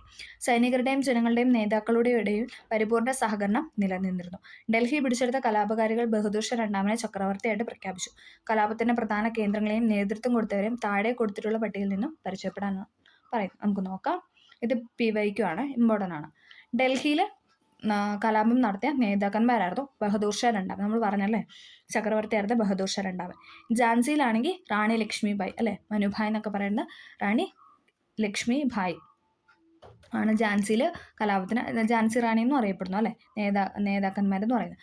ലക്നൌവിലാണ് ബീഗം ഹസ്രത്ത് മഹലാണ് ലക്നൌവിൽ നേതൃത്വം കൊടുത്തത്. ഇനി കാൺപൂരാണ് 2 വ്യക്തികളുണ്ട്, നാനാ സാഹിബും താന്തിയ തോപ്പിയും. കാൺപൂർ ആണെങ്കിൽ നാനാ സാഹിബും താന്തിയ തോപ്പിയും. ഫൈസാബാദിലാണെങ്കിൽ മൗലവി അഹമ്മദുള്ള. ഈ ബോക്സ് നന്നായിട്ട് പഠിക്കണം. ഡൽഹിയിലെ ബഹദൂർ ഷാ രണ്ടാമൻ, ഝാൻസിയിലെ റാണി ലക്ഷ്മിഭായ്, ലക്നൌവിൽ ബീഗം ഹസ്രത്ത് മഹൽ, കാൺപൂരിലെ നാനാ സാഹിബ് താന്തിയ തോപ്പി, ഫൈസാബാദിൽ മൗലവി അഹമ്മദുള്ള. ഡൽഹിയിൽ ബഹദൂർ ഷാ രണ്ടാമൻ, ഝാൻസിയിൽ റാണി ലക്ഷ്മിബായ് അല്ലെങ്കിൽ ഝാൻസി റാണി എന്നൊക്കെ പറയും, ലക്നൌവിൽ ബീഗം ഹസ്രത്ത് മഹൽ, കാൺപൂരിലെ നാനാ സാഹിബ് താന്തിയ തോപ്പി, ഫൈസാബാദിൽ മൗലവി അഹമ്മദുള്ള. ബ്രിട്ടീഷുകാരുടെ ശക്തമായ സൈനിക ബലത്തിനു മുന്നിൽ പിടിച്ചു നിൽക്കാൻ കലാപകാരികൾക്ക് കഴിഞ്ഞില്ല. കലാപത്തെ ബ്രിട്ടീഷുകാർ പൂർണ്ണമായും അടിച്ചമർത്തി. പരാജയപ്പെട്ടുവെങ്കിലും ബ്രിട്ടീഷ് ആധിപത്യത്തിൽ നിന്ന് വിമുക്തമാകാനുള്ള ഇന്ത്യൻ ജനതയുടെ ആദ്യത്തെ മഹത്തായ സമരമായിരുന്നു അത്. 1857 കലാപം ഇന്ത്യയിലെ ബ്രിട്ടീഷ് ഭരണത്തിലും നയത്തിലും വലിയ മാറ്റങ്ങൾ ഉണ്ടാക്കി. ഇന്ത്യയുടെ ഭരണം ഇംഗ്ലീഷ് ഈസ്റ്റ് ഇന്ത്യ കമ്പനിയിൽ നിന്ന് ബ്രിട്ടീഷ് പാർലമെന്റ് ഏറ്റെടുത്തു അല്ലേ. 1857 വിപ്ലവത്തിന് ശേഷം എന്താണ് രാജ്ഞിയുടെ നേരിട്ടുള്ള ഒരു വിളംബര പ്രകാരം ബ്രിട്ടീഷ് പാർലമെന്റ് ഏറ്റെടുക്കുകയാണ് ചെയ്തത്. ബ്രിട്ടീഷ് സാമ്പത്തിക ചൂഷണത്തിന് ഏറ്റവും തീവ്രമായ ഘട്ടം 1857 ശേഷമായിരുന്നു. അക്കാലത്തെ പട്ടിണി മരണങ്ങൾ ഇക്കാര്യം ശരിവയ്ക്കുന്നുണ്ട്. 19ാം നൂറ്റാണ്ടിൻ്റെ 2ാം പകുതിയിലുണ്ടായ 24 വൻ ക്ഷാമങ്ങളിൽ 2 കോടിയോളം പേർ മരിക്കുകയാണ് ഉണ്ടായത്. എന്താണ് 19ാം നൂറ്റാണ്ടിൻ്റെ 2ാം പകുതിയിലുണ്ടായിരുന്ന 24 വൻ ക്ഷാമങ്ങളിൽ 2 കോടിയോളം പേർ മരിച്ചു. ഓക്കെ, ചൂഷണം തിരിച്ചറിയുന്നു. അടുത്തൊരു ടോപ്പിക്കാണ് ചൂഷണം തിരിച്ചറിയുന്നു. ബ്രിട്ടീഷുകാർ നടത്തിയ സാമ്പത്തിക ചൂഷണം ഇന്ത്യയിൽ വിവിധ വിഭാഗം ജനങ്ങൾക്കിടയിൽ കടുത്ത ബ്രിട്ടീഷ് വിരുദ്ധ മനോഭാവം ഉണ്ടാക്കി.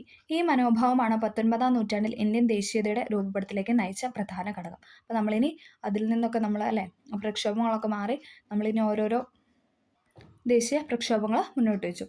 ജാതി മത വർഗ പ്രാദേശിക വ്യത്യാസങ്ങൾക്ക് അതീതമായി ഒരു രാജ്യത്തെ ജനങ്ങൾക്കിടയിൽ നിലനിൽക്കുന്ന ഐക്യബോധമാണ് ദേശീയത എന്ന് പറയുന്നത്. ജാതി മത വർഗ പ്രാദേശിക വ്യത്യാസങ്ങൾക്ക് അതീതമായി ഒരു രാജ്യത്തെ ജനങ്ങൾക്കിടയിൽ നിലനിൽക്കുന്ന ഐക്യബോധമാണ് എന്തെന്ന് പറയുന്നത് ദേശീയത എന്ന് പറയുന്നത്. ഇന്ത്യൻ നാഷണൽ കോൺഗ്രസ് ഇങ്ങനെ വളർത്തുന്ന ദേശീയതയുടെ ഒരു സംഘടിത രൂപമായിരുന്നു INC അഥവാ ഇന്റർനാഷണൽ കോൺഗ്രസ്. ഇങ്ങനെ വളർന്നു വന്ന ദേശീയതയുടെ ഒരു സംഘടിത രൂപമായിരുന്നു ഇതെന്ന് പറയുന്നത് INC എന്ന് പറയുന്നത്. 1885 ഡിസംബറിൽ ബോംബെയിൽ വെച്ചാണ് INC രൂപീകരിച്ചത്. PYQ 1885 ഡിസംബറിൽ ബോംബെയിൽ വെച്ചിട്ടാണ് INC രൂപീകരിച്ചത്. ഇന്ത്യയുടെ വിവിധ ഭാഗങ്ങളിൽ നിന്നും 72 പ്രതിനിധികൾ രൂപീകരണ സമ്മേളനത്തിൽ പങ്കെടുത്തു. അതും ചോദിച്ചിട്ടുണ്ട്. 72 പ്രതിനിധികളാണ് ഈ രൂപീകരണ സമ്മേളനത്തിൽ പങ്കെടുത്തത്. 1885 മുതൽ 1947 സ്വാതന്ത്ര്യം ലഭിക്കുന്നത് വരെ ഇന്ത്യയിലെ ബ്രിട്ടീഷ് വിരുദ്ധ സമരങ്ങൾക്ക് നേതൃത്വപരമായ പങ്ക് വഹിച്ചത് INC ആയിരുന്നു. അപ്പം INC രൂപീകരിച്ച അന്ന് മുതൽ ഇന്ത്യക്ക് സ്വാതന്ത്ര്യം കിട്ടുന്ന സമയം വരെ എന്താണ് ബ്രിട്ടീഷ് വിരുദ്ധ സമരങ്ങൾക്ക് കൂടുതലായിട്ടും നേതൃത്വപരമായ പങ്ക് വഹിച്ചത് INC ആയിരുന്നു എന്നാണ് പറഞ്ഞു വയ്ക്കുന്നത്. ബ്രിട്ടീഷ് കാലഘട്ടത്തിൽ ഇന്ത്യൻ സമ്പദ് വ്യവസ്ഥയിലുണ്ടായ തകർച്ചയെക്കുറിച്ച് സ്ഥിതിവിവര കണക്കുകൾ ശേഖരിച്ച് പഠനം നടത്തിയത് ദാദാഭായ് നവറോജി ആയിരുന്നു. ബ്രിട്ടീഷ് കാലഘട്ടത്തിൽ എന്തായിരുന്നു ഇന്ത്യൻ സമ്പദ് വ്യവസ്ഥയിലുണ്ടായ തകർച്ച അല്ലേ? നമ്മൾ പറഞ്ഞു ഇന്ത്യൻ സമ്പദ് വ്യവസ്ഥയിൽ മൊത്തം നമുക്ക് തകർച്ചയാണ് ഉണ്ടായത്. അതിൻ്റെ സ്ഥിതിവിവര കണക്കുകളൊക്കെ ശേഖരിച്ച് ആദ്യമായിട്ട് പഠനം നടത്തിയ വ്യക്തിയാണ് ആരെന്ന് പറയുന്നത് ദാദാഭായ് നവറോജി. ഇന്ത്യയിലെ ദാരിദ്ര്യത്തിൻ്റെയും പട്ടിണിയുടെയും കാരണങ്ങളെക്കുറിച്ച് ചോർച്ച സിദ്ധാന്തം എന്നറിയപ്പെടുന്ന തൻ്റെ നിഗമനങ്ങളെക്കുറിച്ച് അദ്ദേഹം poverty and unBritish rule in India എന്ന പുസ്തകത്തിൽ പ്രതിപാദിച്ചു. Poverty and unBritish rule in India എന്ന് പറയുന്ന പുസ്തകത്തിൽ ദാദാഭായ് നവറോജി എന്താണ് ചോർച്ച സിദ്ധാന്തം എന്ന ആശയം പുറപ്പെടുവിക്കുകയാണ് ചെയ്തത്. ഇന്ത്യൻ സമ്പത്ത് ബ്രിട്ടനിലേക്ക് ചോർന്നു പോകുന്നത് എങ്ങനെയായിരുന്നു അതാണ് നമ്മൾ ഇന്ന് നോക്കാൻ പോകുന്നത്. ഈ 4 പോയിന്റും ഇമ്പോർട്ടൻ്റ് ആണ്, സ്റ്റേറ്റ്മെൻ്റ് ആയിട്ട് ചോദിച്ചിട്ടുണ്ട്. ഇന്ത്യയിൽ നിന്നുള്ള അസംസ്കൃത വസ്തുക്കളുടെ കയറ്റുമതി. എന്താണ് ഇന്ത്യയിൽ നിന്നുള്ള അസംസ്കൃത വസ്തുക്കളുടെ കയറ്റുമതി. ഇന്ത്യയിലെ ബ്രിട്ടീഷ് ഉദ്യോഗസ്ഥർക്ക് നൽകുന്ന ശമ്പളവും പെൻഷനും. ഇന്ത്യയിലെ ബ്രിട്ടീഷ് ഉദ്യോഗസ്ഥർ, അതായത് ഇന്ത്യയിൽ ജോലി ചെയ്യുന്ന ബ്രിട്ടീഷുകാരുടെ ഉദ്യോഗസ്ഥർക്ക് എന്താണ് നമ്മളാണ് ശമ്പളവും പെൻഷനും ഒക്കെ കൊടുത്തുകൊണ്ടിരുന്നത്. അത് 2ാമത്തെ പോയിന്റ്. ഇന്ത്യയിലെ ബ്രിട്ടീഷ് ഉൽപ്പന്നങ്ങൾ വിറ്റഴിക്കുക വഴി അവർക്ക് ലഭിച്ച ലാഭങ്ങൾ. നമ്മൾ പറഞ്ഞല്ലേ അവിടുന്ന് എന്താണ് തുണിത്തരങ്ങളൊക്കെ ഇന്ത്യയിൽ വന്ന യന്ത്രനിർമ്മിതമായ തുണിത്തരങ്ങൾ ഇവിടെ കൊണ്ടുവന്ന് വിറ്റു എന്നൊക്കെ പറഞ്ഞു. അപ്പോൾ അതിൽ നിന്ന് അവർക്ക് ലഭിച്ച ലാഭം. ഇന്ത്യയിൽ നിന്ന് പിരിച്ചെടുക്കുന്ന നികുതി അല്ലേ, ഫുള്ള് എല്ലാ തരത്തിലുള്ള ആൾക്കാരുടെ കയ്യിൽ നിന്നും എന്താണ് അവർ നികുതികൾ പിരിച്ചെടുത്തിരുന്നത്. കർഷകരിൽ നിന്നും, അതായത് ഗോത്രവർഗ ജനങ്ങളിൽ നിന്നും, അതോടൊപ്പം നാട്ടുരാജാക്കന്മാരിൽ നിന്നും എല്ലാ വിഭാഗം ആൾക്കാരിൽ നിന്നും എന്താണ് അവർ നികുതി പിരിച്ചിരുന്നു. ഇതൊക്കെയായിരുന്നു എന്തെന്ന് പറയുന്നത് ദാദാഭായ് നവറോജി മുന്നോട്ട് വെച്ച ചോർച്ച സിദ്ധാന്തത്തിൽ പ്രതിപാദിച്ചിരിക്കുന്ന കാര്യങ്ങൾ എന്ന് പറയുന്നത്. ഇന്ത്യൻ സമ്പത്ത് ബ്രിട്ടനിലേക്ക് ചോർന്നു പോകുന്നത് എങ്ങനെയായിരുന്നു എന്ന് അദ്ദേഹം പറഞ്ഞു വെച്ച 4 പോയിന്റാണ് പറഞ്ഞത്.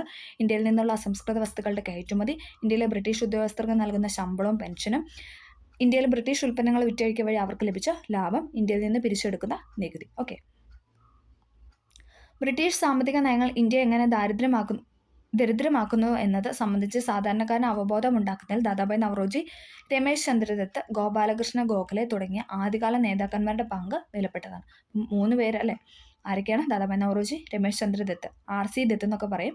രമേശ് ചന്ദ്ര ദത്ത്, ഗോപാലകൃഷ്ണ ഗോഖലെ, ഇവരൊക്കെയായിരുന്നു ആദ്യമായിട്ട് ഇതിനെക്കുറിച്ച് പറഞ്ഞു വെച്ച ആദ്യകാല നേതാക്കന്മാരെന്ന് പറയുന്നത്. തങ്ങൾ അനുഭവിക്കുന്ന ദാരിദ്ര്യവും ചൂഷണങ്ങളും ബ്രിട്ടീഷുകാരുടെ സൃഷ്ടിയാണെന്നുള്ള തിരിച്ചറിവ് ജനങ്ങളിൽ ബ്രിട്ടീഷ് വിരുദ്ധ മനോഭാവം ശക്തമാക്കി. അപ്പോൾ ഇവരിങ്ങനെ ഓരോരോ പോയിന്റ്സ് ഇങ്ങനെ പറഞ്ഞു വെക്കുമ്പോൾ അതെന്താണ് ഇവിടെയുള്ള ജനങ്ങളിലേക്ക് അത് കൂടുതൽ ആഴ്ന്നിറങ്ങി അല്ലെ, ബ്രിട്ടീഷുകാരാണ് ഇതിൻ്റെ കാരണക്കാരൻ എന്നവർക്ക് വ്യക്തമായി തുടങ്ങി. ഇത്തരത്തിൽ വളർന്നു വന്ന ഇന്ത്യൻ ദേശീയതയെ ചില ചരിത്രമാണ് സാമ്പത്തിക ദേശീയത എന്ന് വിശേഷിപ്പിക്കുന്നു. ഇന്ന് നമ്മൾ പറയാൻ പോകുന്നത് സ്വദേശി പ്രസ്ഥാനത്തെക്കുറിച്ചാണ്. സാമ്പത്തിക ചോർച്ച തടയാൻ ബ്രിട്ടീഷ് ഉൽപ്പന്നങ്ങൾ ബഹിഷ്കരിക്കണമെന്നും പകരം ഇന്ത്യൻ ഉൽപ്പന്നങ്ങൾ ഉപയോഗിച്ചുകൊണ്ട് ഇന്ത്യൻ വ്യവസായങ്ങളെ ശക്തിപ്പെടുത്തണമെന്നും ആദ്യകാല ദേശീയ നേതാക്കൾ ആഹ്വാനം ചെയ്തു. നമ്മൾ ഈ പാഠം സ്റ്റാർട്ട് ചെയ്തപ്പോൾ തന്നെ പറഞ്ഞല്ലേ, എന്താണ് ബ്രിട്ടീഷുകാരുടെ ഉൽപ്പന്നമായ പഞ്ചസാര ഉപയോഗിക്കാതെ ശർക്കര ഉപയോഗിച്ച് ചായ ഇട്ടു അല്ലേ, ആ ഒരു കാര്യം നമ്മൾ പറഞ്ഞു. അപ്പോൾ അതിലൊക്കെ എന്താണ് ഉള്ളത്, ഇന്ത്യയിലെ ഉൽപ്പന്നങ്ങൾ, അതായത് ബ്രിട്ടീഷിൽ നിന്ന് കൊണ്ടുവന്നുള്ള ഉൽപ്പന്നങ്ങൾ ഉപയോഗിക്കാതെ ഇന്ത്യയിലുള്ള കാര്യങ്ങൾ കൂടുതൽ ഉപയോഗപ്പെടുത്താനായിട്ടാണ് സ്വദേശി പ്രസ്ഥാനം കൂടുതൽ മുന്നോട്ട് വെച്ചത്. 1905 ബ്രിട്ടീഷുകാർ ബംഗാളിനെ വിഭജിച്ചതിന് നമ്മൾ പറഞ്ഞിരുന്നു അല്ലേ, 1905 കേഴ്സൺ പ്രഭു ബംഗാളിനെ 2ആയിട്ട് വിഭജിച്ചു അല്ലേ. ബംഗാളിനെ വിഭജിച്ചതിനെതിരെ ആരംഭിച്ച സമരത്തിന്റെ പ്രധാന രീതി ബ്രിട്ടീഷ് ഉൽപ്പന്നങ്ങളുടെ ബഹിഷ്കരണം, തദ്ദേശീയ വസ്തുക്കളുടെ ഉപയോഗം, അതായത് തദ്ദേശം എന്ന് പറഞ്ഞാൽ നമ്മുടെ ഇന്ത്യയിൽ ഉണ്ടാക്കുന്ന വസ്തുക്കളുടെ ഉപയോഗവുമായിരുന്നു. സമരത്തിന്റെ ഭാഗമായ വിദേശ വസ്തുക്കൾ ശേഖരിച്ച് പരസ്യമായി കത്തിച്ചു. അല്ലെ, വിദേശ വസ്തുക്കൾ എന്താണ് എല്ലാം കൂടെ കൂട്ടിയിട്ട് കത്തിച്ചു. ഈ സമരരീതി സ്വദേശി പ്രസ്ഥാനം എന്നറിയപ്പെട്ടു. സ്വദേശി വസ്തുക്കളുടെ ഉപയോഗം, വിദേശ വസ്തുക്കളുടെ ബഹിഷ്കരണവുമായിരുന്നു ഇന്ത്യൻ വ്യവസായങ്ങൾക്ക് പുതുജീവൻ നൽകിയത്. നിരവധി തുണിമില്ലുകൾ, സോപ്പ് ഫാക്ടറികൾ, തീവെട്ടി കമ്പനികൾ, ദേശീയ ബാങ്ക്, ഇൻഷുറൻസ് കമ്പനി എന്നിവ ആരംഭിച്ചു. ഇതെല്ലാം നമ്മുടേതായ രീതിയിൽ ഇന്ത്യയിൽ ആരംഭിച്ചു. ബംഗാളിലെ ബംഗാളി കെമിക്കൽ സ്റ്റോർ, മഹാരാഷ്ട്രയിലെ ടാറ്റ ഇരുമ്പുരുക്ക് കമ്പനി, അല്ലെ, നമ്മൾ കഴിഞ്ഞ ക്ലാസ് പറഞ്ഞായിരുന്നു ടാറ്റ ഇരുമ്പുരുക്ക് കമ്പനി, അല്ലെ, ടിസ്കോ. പിന്നെ എന്താണ് തമിഴ്നാട്ടിലെ സ്വദേശി സ്റ്റീം നാവിഗേഷൻ കമ്പനി എന്നിവയ്ക്ക് തുടക്കമിട്ടത് സ്വദേശി സമര കാലത്തായിരുന്നു. ഇന്ത്യയിലേക്കുള്ള ബ്രിട്ടീഷ് ഉൽപ്പന്നങ്ങളുടെ ഇറക്കുമതിയിൽ അക്കാലത്ത് വലിയ കുറവുണ്ടായിരുന്നു. സ്ത്രീകൾ, തൊഴിലാളികൾ, വിദ്യാർത്ഥികൾ എന്നിവരുടെ പങ്കാളിത്തമായിരുന്നു ഈ സമരത്തിന് പ്രധാന സവിശേഷത. എന്താണ് സ്ത്രീകളും അതോടൊപ്പം ഓരോരോ തൊഴിലാളികളും പിന്നെ എന്താണ് വിദ്യാർത്ഥികളും എന്താണ് ഇതിൽ പങ്കാളികളായി. വിദേശ വസ്ത്രങ്ങൾ അലക്കുകയില്ലെന്ന അലക്കുകാരും വിദേശ വസ്തുക്കൾ ഉപയോഗിച്ച് പൂജ നടത്തില്ലെന്ന പുരോഹിതന്മാരും പ്രതിജ്ഞയെടുത്തു. വിദേശത്ത് നിന്നുള്ള വളകളും പാത്രങ്ങളും ബഹിഷ്കരിച്ചുകൊണ്ട് സ്ത്രീകളും സ്കൂളുകൾ ബഹിഷ്കരിച്ചുകൊണ്ട് വിദ്യാർത്ഥികളും സമരത്തിന്റെ ഭാഗമായി. അപ്പോൾ അവരവർക്ക് പറ്റുന്ന രീതിയിൽ അവരവരുടെ ആ ഒരു മേഖലയെല്ലാം വിദേശത്തു നിന്നുള്ള കാര്യങ്ങളെല്ലാം ബഹിഷ്കരിച്ച് അവരും അവരുടെ ഭാഗമായി എന്നാണ് പറയുന്നത്. സ്വദേശി പ്രസ്ഥാനത്തോടെ ഇന്ത്യൻ ദേശീയത കൂടുതൽ ശക്തിപ്പെട്ടു. ബാലഗംഗാധര തിലക്, ലാലാ ലജ്പത് റായ്, ബിപിൻ ചന്ദ്ര പാൽ എന്നിവർ ബ്രിട്ടീഷ് ഭരണം അവസാനിപ്പിക്കേണ്ട ആവശ്യകത ഊന്നി പറഞ്ഞു. അവർ ലാൽ പാൽ ബാൽ എന്ന് അറിയപ്പെടുന്നു. അല്ലെ, ലാൽ പാൽ ബാൽ എന്നാണ് അറിയപ്പെടുന്നത്. ബാലഗംഗാധര തിലക്, ലാലാ ലജ്പത് റായ്, ബിപിൻ ചന്ദ്രപാൽ. സ്വാതന്ത്ര്യം എൻ്റെ ജന്മാവകാശമാണ്, ഞാനത് നേടുക തന്നെ ചെയ്യും. PSC എപ്പോഴും റിപ്പീറ്റ് ചെയ്ത് ചോദിക്കുന്ന ഒരു ക്വസ്റ്റ്യനാണ്. ഇത് പറഞ്ഞ വ്യക്തി ആരാണ്? ബാലഗംഗാധര തിലക്. അല്ലേ, ബ്രിട്ടീഷ് ഭരണത്തിൽ അസ്വസ്ഥമായ ഇന്ത്യൻ മനസ്സുകളെ ഏകോപിപ്പിച്ച് ദേശീയ പ്രസ്ഥാനത്തെ ശക്തിപ്പെടുത്താൻ തിലകൻ നിർണായക പങ്ക് വഹിച്ചു. ഇതിനാൽ അദ്ദേഹത്തെ ഇന്ത്യൻ അസ്വസ്ഥതയുടെ പിതാവെന്ന് പറയുന്നു. അപ്പോൾ ഇന്ത്യൻ അസ്വസ്ഥതയുടെ പിതാവെന്ന് അറിയപ്പെടുന്ന ആരാണ്? ബാലഗംഗാധര തിലകാണ്. സ്വാതന്ത്ര്യം എൻ്റെ ജന്മാവകാശമാണ്, ഞാനത് നേടുക തന്നെ ചെയ്യുമെന്ന് പറഞ്ഞതും ആരാണ്? ബാലഗംഗാധര തിലകാണ്. ഓക്കെ, ഇന്ത്യൻ അസ്വസ്ഥതയുടെ പിതാവെന്ന് ബ്രിട്ടീഷ് പ്രവർത്തകനും ചരിത്രകാരനുമായ വാലന്റൈൻ ഷിറോള് വിശേഷിപ്പിച്ചത് ആരെയാണെന്ന് ചോദിച്ചു കഴിഞ്ഞാൽ ആരെയാണ്? ബാലഗംഗാധര തിലകനെയാണ്. ഇന്ത്യൻ അസ്വസ്ഥതയുടെ പിതാവെന്ന ബ്രിട്ടീഷ് പ്രവർത്തകനായ ചരിത്രകാരനുമായ വാലന്റൈൻ ഷിറോള് വിശേഷിപ്പിച്ചത് ആരെയാണെന്ന് ചോദിച്ചാൽ ബാലഗംഗാധര തിലക്. അതും ചോദിച്ചിട്ടുണ്ട്. വാലന്റൈൻ ഷിറോളാണ് അങ്ങനെ വിശേഷിപ്പിച്ചത്. അവരുടെ ഫോട്ടോസാണ് ഇവിടെ നൽകിയിരിക്കുന്നത്. ബിപിൻ ചന്ദ്രപാൽ, ലാലാ ലജ്പത് റായ്, ബാലഗംഗാധര തിലക്. അല്ലെ, ലാൽ ബാൽ പാൽ കൂട്ടുകെട്ട്. ഓക്കെ, ഇന്ത്യയുടെ സമ്പത്ത് കൊള്ളയടിക്കുകയും ഇന്ത്യയെ ദാരിദ്ര്യത്തിലേക്ക് തള്ളിവിടുകയും ചെയ്ത ബ്രിട്ടീഷ് നയങ്ങൾക്കെതിരെ പ്രതിഷേധങ്ങൾ ഒരു സംഘടിത രൂപം പ്രാപിച്ചത് എങ്ങനെയാണെന്ന് കണ്ടെത്തലും. ഇത്തരം പ്രതിഷേധങ്ങളാണ് ഇന്ത്യൻ ദേശീയതയെ പരിണമിച്ചത്. ബ്രിട്ടീഷ് വിരുദ്ധ സമരങ്ങളിലെ മൂർച്ചയേറിയ ആയുധമായിരുന്നു വിദേശ വസ്തുക്കളുടെ ബഹിഷ്കരണം, സ്വദേശി നിർമ്മിത വസ്തുക്കളുടെ ഉപയോഗവും. പിൽക്കാലത്ത് ഗാന്ധിജി ഈ സമരത്തെ കൂടുതൽ ശക്തവും ജനകീയവും ഒന്നാക്കി മാറ്റുകയാണ് ഉണ്ടായത്. അപ്പോൾ നമ്മൾ എന്താണ് ആ ഒരു ടൈമിൽ വരെയുള്ള കാര്യങ്ങളാണ് ഈ ചാപ്റ്ററിൽ പറഞ്ഞു വെച്ചിരിക്കുന്നത്. ഇനി നമുക്ക് ഗാന്ധിജി വന്ന കാലഘട്ടം തൊട്ട് ഇനിയും പറയാനുണ്ട്. അത് നമുക്ക് അടുത്ത ഒരു ചാപ്റ്ററിലായിട്ട് അടുത്ത ക്ലാസ്സിലായിട്ട് നമുക്ക് ഡിസ്കസ് ചെയ്യാം. ഇപ്പോൾ ഇത്രേ ഉള്ളൂ ഈ ചാപ്റ്റർ എന്ന് പറയുന്നത് ഇത്രേ ഉള്ളൂ. ബ്രിട്ടീഷ് ചൂഷണവും ചെറുത്തു നിലപ്പുള്ള. അപ്പം നമ്മൾ പറഞ്ഞ പോയിന്റ്സ് ഒക്കെയാണ് ഇവിടെ കൊടുത്തിരിക്കുന്നത്. നമ്മൾ ആദ്യം പറഞ്ഞ ഭൂനികുതി വ്യവസ്ഥകൾ, അല്ലേ, ശാശ്വത ഭൂനികുതി വ്യവസ്ഥ, റൈറ്റ് വാരി വ്യവസ്ഥ, പിന്നെ മഹൽ വാരി വ്യവസ്ഥ. അപ്പം അതിൽ നിന്നൊക്കെ എന്താണ് കലാപം, പിന്നെ അതിൽ നിന്നൊന്ന കലാപം, നീലം കലാപം, പിന്നെ മാപ്പിള കലാപം, അല്ല, മലബാറിൽ നടന്ന മാപ്പിള കലാപം എന്ന് പറഞ്ഞു, സാന്തൽ കലാപം പറഞ്ഞു, പിന്നെ കുറിച്യൽ കലാപം, അല്ല, വയനാട്ടിലെ കുറിച്യൽ കലാപമൊക്കെ നമ്മൾ പറഞ്ഞു. പിന്നെ തുണിത്തര വ്യവസായത്തിൻ്റെ തകർച്ച, അല്ലെ, രണ്ടാമത്തെ പോയിന്റാണ് നമ്മൾ പറഞ്ഞ തുണിത്തര വ്യവസായത്തിൻ്റെ തകർച്ച, ഗ്രാമീണ വ്യവസായങ്ങളുടെ തകർച്ച, വ്യവസായ തൊഴിലാളികളുടെ ദാരിദ്ര്യം, അല്ലെ, ഇതുമൂലം എന്താണ് ലക്ഷക്കണക്കിന് ആളുകളാണ് മരിച്ചു വരുന്നത്. അല്ലെ, ഈ ഓരോ പ്രശ്നങ്ങളിൽ നിന്നും ഓരോ കലാപത്തിൽ നിന്നും ഒരുപാട് ആളുകളാണ് മരിച്ച് വീണത്. അല്ലേ, പിന്നെ അടുത്ത നമ്മൾ പറഞ്ഞ 1857 കലാപം, അതിനകത്തെ പ്രധാന കാരണങ്ങൾ, അല്ലേ, പശുവിൻ്റെ പന്നിയുടെയും നെയ്പുരട്ടെ തോക്കൊക്കെ ഉപയോഗിക്കാൻ, തിരിയുള്ള തോക്കൊക്കെ ഉപയോഗിക്കാനായിട്ട് അവരെ നിർബന്ധിച്ചു. അതിനെ തുടർന്നുണ്ടായ കലാപം നമ്മൾ പറഞ്ഞു വെച്ചു. പിന്നെ ആദ്യകാല ദേശീയ നേതാക്കൾ, അല്ലെ, ചോർച്ച സിദ്ധാന്തം, അതായത് നവറോജിയുടെ ചോർച്ച സിദ്ധാന്തം പറഞ്ഞു. പിന്നെ നമ്മൾ ലാൽ പാൽ പാൽ കൂട്ടുകെട്ട്, അല്ലേ, അവരുടെ പറഞ്ഞു. പിന്നെ സ്വദേശി പ്രസ്ഥാനം, അല്ലേ, ബ്രിട്ടീഷ് അവരുടെ വിദേശ വസ്തുക്കളുടെ ബഹിഷ്കരണം, സ്വദേശി വസ്തുക്കളുടെ ഉപയോഗമൊക്കെ പറഞ്ഞ് നമ്മളത് പറഞ്ഞു. അങ്ങനെ ദേശീയതയുടെ വളർച്ച. ഇത്രയും കാര്യങ്ങളാണ് നമ്മൾ ഈ ചാപ്റ്ററിൽ ഡിസ്കസ് ചെയ്തത്. ചാപ്റ്റർ നമുക്കിങ്ങനെ വായിച്ചു വിടാനുള്ളതോ ഉള്ളൂ എങ്കിലും എന്താണ് സ്റ്റേറ്റ്മെൻ്റ് ആയിട്ടുള്ള ക്വസ്റ്റ്യൻ വരുമ്പം, അല്ലേ, നമുക്കത് ആൻസർ ചെയ്യണമെങ്കിൽ നമ്മൾ ചാപ്റ്റർ വായിച്ചേ മതിയാവുള്ളൂ. അപ്പം എല്ലാവർക്കും ഈ വീഡിയോ ഹെൽപ്ഫുൾ ആയെന്ന് വിചാരിക്കുന്നു. ഹെൽപ്ഫുൾ ആയെങ്കിലൊന്ന് സബ്സ്ക്രൈബ് ചെയ്ത് ലൈക്ക് ചെയ്ത് സപ്പോർട്ട് ചെയ്യുക. Okay, thank you.